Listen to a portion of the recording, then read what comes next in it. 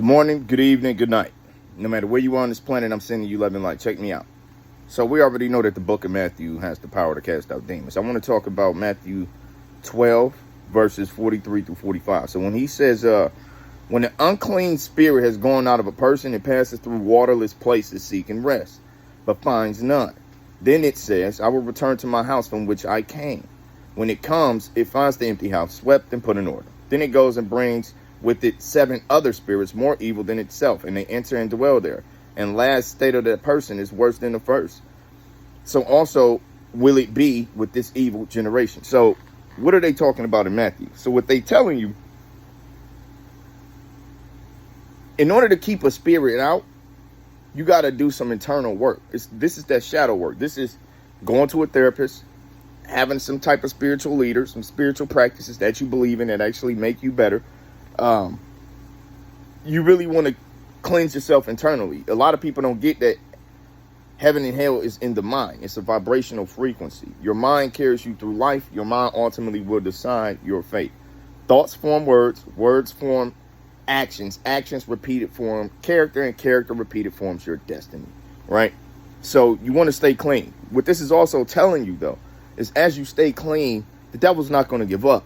So it's going to keep coming back, and it's going to come back in a different form. It's going to come back through a different person. This is how we're able to repeat certain cycles and synchronicities in life. Why is that? It's because we don't pass the test. We don't pay attention. And then the same test manipulates its energy into a different form, and we don't recognize it because we're still spiritually blind. Now, why are we spiritually blind? Because we didn't actually do the internal work. You're still dirty. Once you clean yourself, you'll be able to consciously spot a demonic spirit in other people because it's one that you've defeated. It ain't even got to be a spirit that you've had to battle necessarily.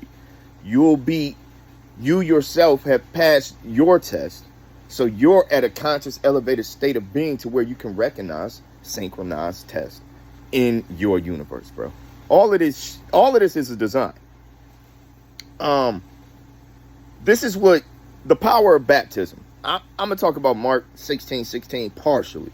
So whoever believes and is baptized will be saved, but whoever does not believe will be condemned. Now, we got to talk about the power of belief. The power of belief is this. It'll compel you into action and actual change. That is a very powerful tool to have on your team. Belief and faith in one's own ability to evolve, plus God, Jesus Christ. You can believe in yourself without isolating yourself from God and giving yourself too much credit. You must acknowledge the power that is walking with you in the sand. But you have to initially believe that you can do it, that God chose you for this mission. You have to be able to believe in yourself. God wants you to believe in yourself. How can you truly believe in God if you don't believe in your belief in God? You have to believe in yourself on multiple levels. I'm trying to make this clear for y'all. And a lot of the reason that I feel like people falters because it's some subconscious programming of lack of a belief. You don't really got a solid belief, a solid connection to your source or to yourself, bro. And you are the source, essentially, because once you get connected within, you're connected without. You're connected all around. This is the spiritual realm. This is the silver cord. This is what the Egyptians and shit was talking about. You understand? It's not like just because you evolved, you're going to stop being tested. The people of Christ, the people that wear the cross in life, you're going to be tested even more harshly every time you win. New levels, new devils. As you continue to increase, your devils will increase. You must understand this so that you can overstand it in real time. Do you understand?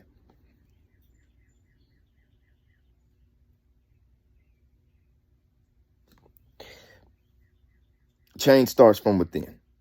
And what's funny is the reason that Jesus, Moses, all of these people was isolated is because you need to be cut off from any type of thought outside of your own. And it's truly through finding your own voice that you will find God's. But it's within. It's within. How many people get off of work and you take that 5-10 minutes sitting in the car, shaking off the day before you got to finish the rest of your life, this slavery, this conditioning, this program, right? You're shaking it off. You're just me time. You know what I mean? For me, it'll last an hour, sometimes 2 hours. Seriously, I didn't got phone calls. Hey, why are you still in the car? You all right? And I'm just like, yeah, I'm all right. Fuck life. But anyway, how many of y'all do that? Well, show of hands. I see you. I see you. Take that time from here moving forward to give some of that time to God. Because I understand life has you busy.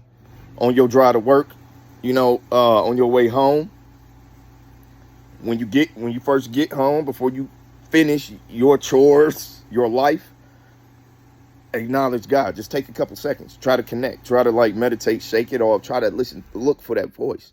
If you don't have internal monologue, try to create it. All right, I'm going to end this with my mantra. Good morning, good evening, good night. No matter where you on this planet, I'm sending you love and light. I'm gone.